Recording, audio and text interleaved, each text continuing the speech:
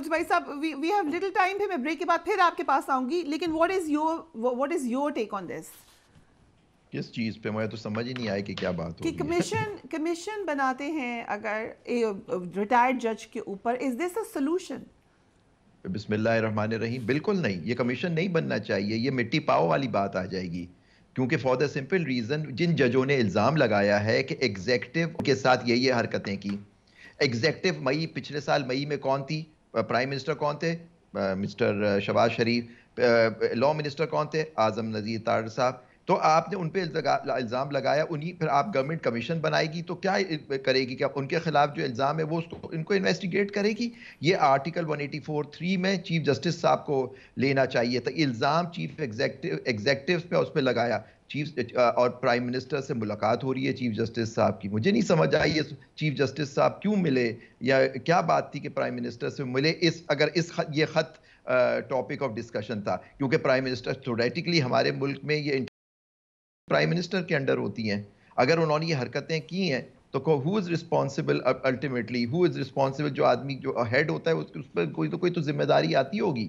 Commission بنانے کا مطلب یہ ہے، کیونکہ آپ دیکھیں جو آج سپیچ ہو رہی تھی اس میں ایک بات اور بھی کی گئی جو کسی چینل میں مجھے بتائی گی، میں نے نہیں سنا اس پریس کانفرنس کو جناب لا منسٹر صاحب کی، کہ جی اگر یہ صحیح بات نہیں ہوگی تو یہ مس کانڈکٹ کا بھی ایشو آ سکتا ہے ان ججوں کا.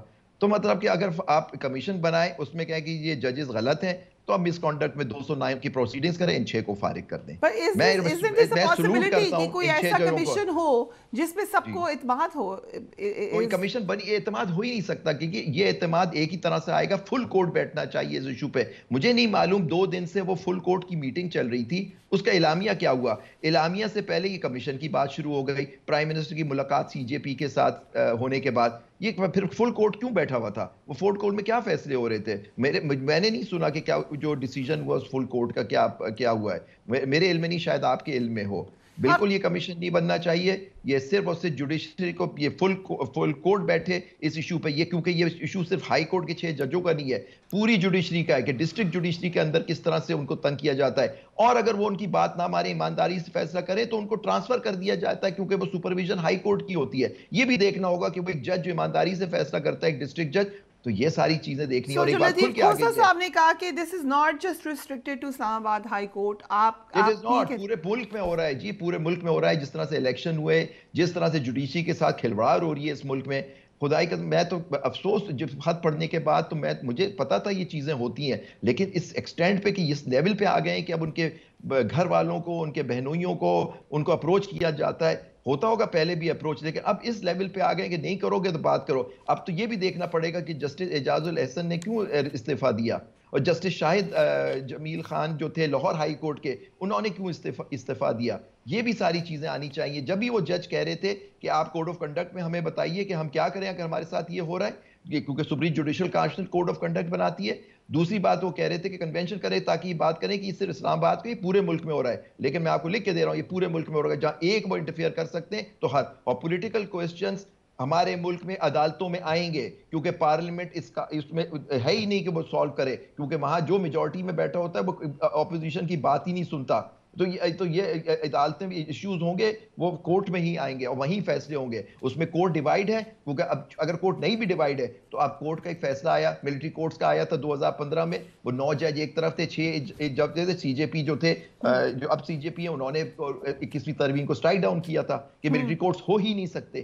تو یہ چیزیں آپ کو دیکھنی پڑیں گی. لیکن یہ کمیشن میں سمجھتا ہوں حل نہیں ہے.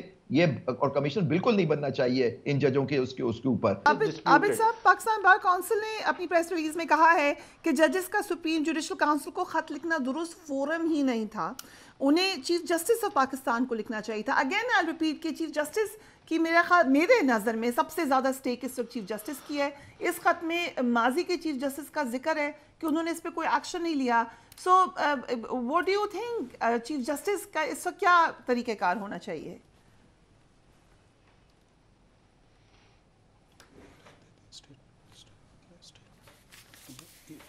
جی مجھ سے پہلے صاحب جو بول رہے تھے ان کا کیا نام ہے؟ آپ بیرسٹر سلمان نیازی کی بات کر رہے ہیں؟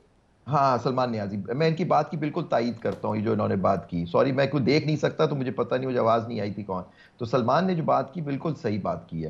तो जो देखिए बात ये बिल्कुल ये बात है कि वो आप एग्ज़ेक्टिव की कमीशन बना रहे हैं जो अपने ही लोगों को इन्वेस्टिगेट करेगा, ये बिल्कुल सही बात नहीं है।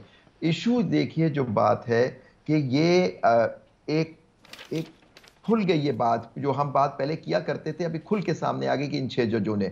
अब वो कह रहे हैं कि जी पाकिस्तान, हम 6 लोगों ने भी, मैं आपसे शेयर कर लूँगा अगर आपके जो साथी हैं, हम 6 लोग पाकिस्तान बार के जो मेंबरान हैं, जो माइनॉरिटी ग्रुप कहलाता है, हमने हमारे वाइस चेयरमैन साहब को और चेयरमैन एग्जीक्यूटिव साहब को खत लिखा है कि हम ये चाहते हैं कि आप कहें चीफ जस्टिस साहब से कि इसके ऊपर सुओ मोटो लें।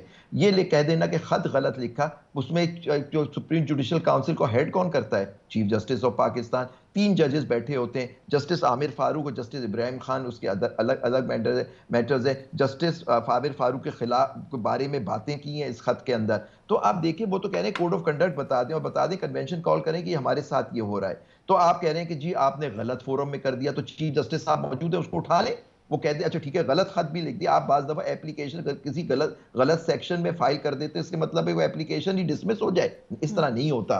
पॉइंट इज दैट कि आपको लिख दिया गया, आपको खत लिखा, आप उसको लें। हमारा मुतालबा यही है कि इसको सू मोटो होना चाहिए, 184(3) की प्रोसीडिंग्स होनी चाहिए। और ये कमीशन लग रहा है कि commission is not going to be the solution. I have to wrap it up just 30 seconds. ये जो आज आया है ना सुप्रीम कोर्ट का the full court deliberated over the issue raised in the letter sent by the 6 judges Islamic High Court.